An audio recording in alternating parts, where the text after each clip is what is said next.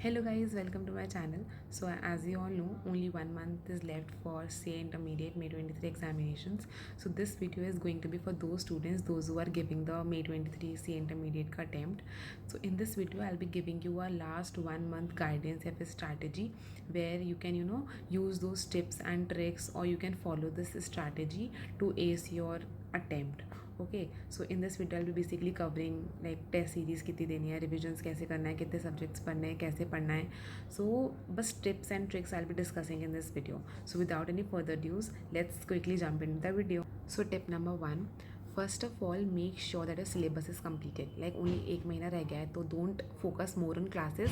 अब जितना हुआ है आपका सिलेबस उसको वहीं छोड़कर I will suggest you to move on to revisions. जितना सिलेबस आपका हुआ है उतना रहने दो अब उसको. अगर आप बहुत ज़्यादा अभी भी क्लासेस लेने पर अपना अप्रैल मंथ रह गया है तो अगर आप अप्रैल भी क्लासेस लोगे ना तो फिर आप ना रिविजन कर पाओगे ना टेस्ट सीरीज़ दे पाओगे. और जब आपने पुराना पढ़ रखा है आप अगर उसको रिवाइज़ नहीं करोगे ना तो पढ़ने का भी कोई सेंस नहीं निकलेगा, भूल चुके होगे उसको अभी तक. तो मेक श्योर कि अभी तक आपने जितना पढ़ा है आप उसको प्रॉपर्ली पहले रिवाइज़ कर लो in spite of moving on to a new topic. तो अभी एकदम से न्यू टॉपिक मत उठाओ. April make sure that you revise everything.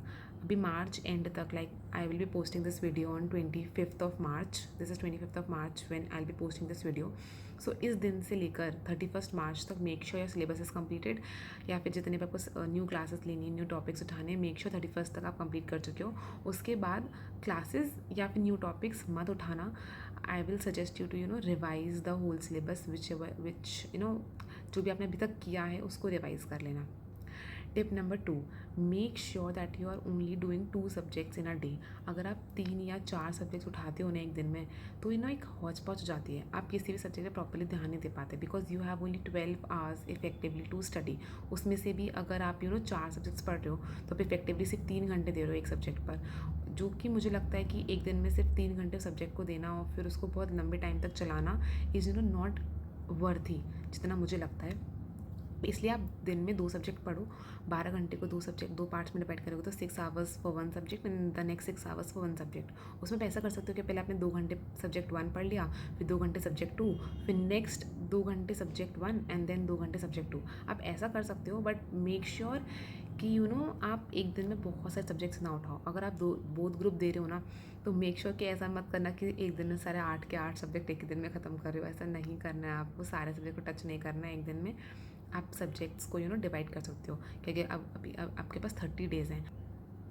30 days and 8 subject means you can give approximately 3.75 days to per subject. It means approximately 7.5 days for 2 subjects. तो 7.5 दिन दो, उसमें 2 सब्जेक्ट ख़त्म करो, फिर नेक्स्ट 7.5 दिन दो, फिर 2 सब्जेक्ट ख़त्म करो. ऐसे करके करोगे ना तो आपको ज़्यादा जल्दी सिलेबस ख़त्म होता जाएगा, ज़्यादा जल्दी रिवाइज होता जाएगा as compare to doing 8 subjects और 4 subjects in 1 day. Tip number 3 and I think this is the most important tip. Tension मत लो. आपकी प्रेपरेशन हो चुकी है, आपको लग रहा है कि नहीं हुई है but make sure. Tip number 3 and this is I think the most important tip I will be ever giving. Because देखो ये क्या होता है ना कि इस पॉइंट पर आने के बाद ना बच्चे बहुत फ्रस्ट्रेट हो जाते हैं, बहुत इरिटेट हो जाते हैं बिकॉज बहुत टाइम से पढ़ रहे होते हैं, बहुत मेहनत कर रहे होते हैं. तो इस पॉइंट ऑफ टाइम पर आकर ना उनका बिल्कुल मोटिवेशन कम हो जाता है पढ़ने का. They are like not at all interested to study. तो इस पॉइंट ऑफ टाइम पर आकर अभी मोटिवेशन मत छोड़ो. अभी 1 महीना रह गया है, उसको भी अच्छे से पढ़ लो, उसमें भी अच्छे से मेहनत कर लो और मेक एग्ज़ाम के बाद इन्जॉय कर लेना. आपके पास 1-1.5 महीना बचेगा रिजल्ट तक, उसमें आप इन्जॉय कर सकते हो. अभी क्या होगा ना, अभी आप बहुत ज़्यादा फ्रस्ट्रेट हो चुके हो. आई नो आप बहुत फ्रस्ट्रेट हो चुके हो, बहुत इरिटेट हो चुके हो, बिल्कुल पढ़ने का मन नहीं कर रहा है, बिल्कुल ऐसा लग रहा है कि यार अब बहुत हो गया है, बहुत पढ़ लिया है. लेकिन फिर लगता है कि यार प्रिपरेशन नहीं हुई है, पढ़ाई नहीं हुई है. देखो दोनों ही चीज़ें गलत है. आपकी पढ़ाई भी हो चुकी है, आपकी प्रिपरेशन भी हो चुकी है. आपको ऐसा लग रहा है कि नहीं हुई है बट आपने जितना पढ़ा है ना वो आई थिंक कहीं ना कहीं इनफ होता है. आप और मेहनत कर सकते हो, you can improve your self. But ऐसा डिमोटिवेट मत हो जाओ कि आपने कुछ भी नहीं पढ़ा है. आपने पढ़ा है और फ्रस्ट्रेट नॉर्मल है फ्रस्ट्रेट होना. इसके लिए क्या कर सकते हो ना, सिट विथ योर पेरेंट्स, उनके साथ बैठो, 1-2 घंटे स्पेंड करो, उनसे बात करो या फिर अपने सिबलिंग्स के साथ बैठ जाओ. लेकिन 1-2 घंटे, हाँ पूरा दिन या फिर पूरा हफ्ता वेस्ट मत कर देना. सिर्फ 1-2 घंटे की बात कर रही हूँ मैं बिकॉज अभी जो टाइम है ना this is the most crucial time. ना दिस टाइम पे अगर आप ये जो टाइम है आपका 1 महीने का, इसमें अगर आप पढ़ लेते हो ना तो you can clear your attempt. लेकिन अगर आप नहीं पढ़ते हो ना तो result can be against you as well. तो this is a very brutal but fact है कि हाँ यार हो सकता है ऐसा। तो मेक श्योर कि इसमें भी आप पूरी अपनी जान डाल दो, पूरी मेहनत कर लो इस वाले 1 महीने में भी, बहुत टाइम से कर रहे हो, थोड़ी सी और। Tip number 4, so this tip is basically for the theory subjects, specially for theory subjects की अभी का टाइम है जिसमें आपको राइटिंग प्रैक्टिस करनी है अपने थ्योरी सब्जेक्ट्स की। तो जितने ज़्यादा से ज़्यादा आप आंसर लिख सकते हो। आंसर्स कहाँ से लिखने हैं आपको? मॉड्यूल से लिखने हैं या तो RTP MTP PYQ के क्वेश्चन सॉल्व करने। कोई क्वेश्चन में उठा के मत बैठ जाना कि उस क्वेश्चन बैंक के क्वेश्चन सॉल्व करे हो कहीं तो भी अतरंगी पतरंगी से क्वेश्चन, ऐसा मत करना। जो मॉड्यूल के हैं या फिर RTP MTP PYQ के क्वेश्चन है वही क्वेश्चन आप सॉल्व करो। उन्हीं क्वेश्चन को लिख के देखो, इवेलुएट करा लो किसी से। अगर आप इवेलुएटेड टेस्ट सीरीज़ ले सकते हो तो उससे अच्छा तो कुछ हो ही नहीं सकता है। इवेलुएटेड टेस्ट सीरीज़ ले लो, फुल टेस्ट दो, टाइम बाउंड तरीके से राइटिंग प्रैक्टिस करो, स्पेशली थ्योरी सब्जेक्ट्स में। बिकॉज उसमें क्या होता है ना, कभी कभी आपका टाइम मैनेजमेंट बिगड़ जाता है, बिकॉज आप कभी कभी बह जाते हो भावनाओं में और ज़रूरत से ज़्यादा बड़ा आंसर लिख देते हो जो कि नीड नहीं होती है।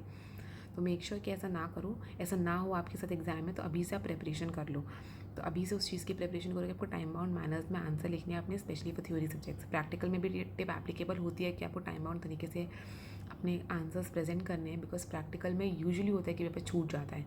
थ्योरी में ये चीज़ कम होती है कि पेपर छूट रहा है अगर आप बहुत ज़्यादा बह गए हो किसी आंसर में, तो अलग बात है। नहीं तो थ्योरी का यूजुअली पेपर नहीं छूटता है अनटिल एंड अनलेस भाई आपके बहुत ज़्यादा बह गए हो। तो प्रैक्टिकल में होता है, तो प्रैक्टिकल में थ्योरी में दोनों में ही मेक श्योर कि आप टाइम बाउंड तरीके से प्रैक्टिस करो। अभी का ये टाइम है जिसमें टाइम बाउंड तरीके से प्रैक्टिस कर सकते हो। टाइमर लगाओ सामने, मोबाइल में टाइमर लगाना है, मोबाइल में इंस्टा नहीं चलाना है, ठीक है, सिर्फ टाइमर लगाना है।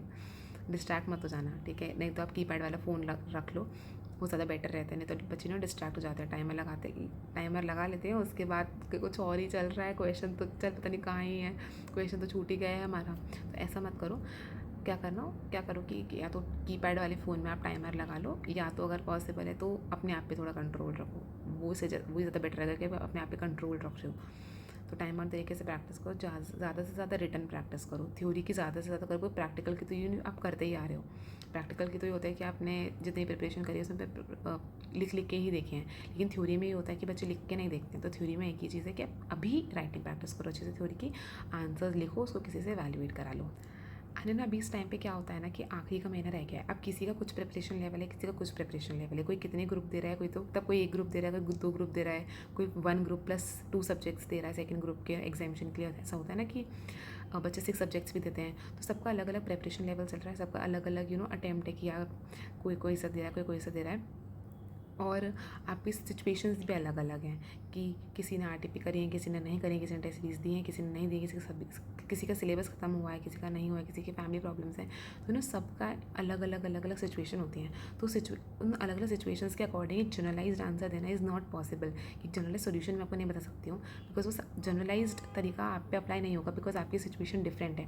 तो if you want personalised plan या फिर personalised strategy according to your plan, according to your preparation level, so you can connect with me on Topmate. और वहाँ पे आपको मैं प्रॉपर आपके अकॉर्डिंग, आपकी जो प्रिपरेशन लेवल है उसके अकॉर्डिंग आपको 30 मंथ्स का रिटर्न प्लान दे दूँगी।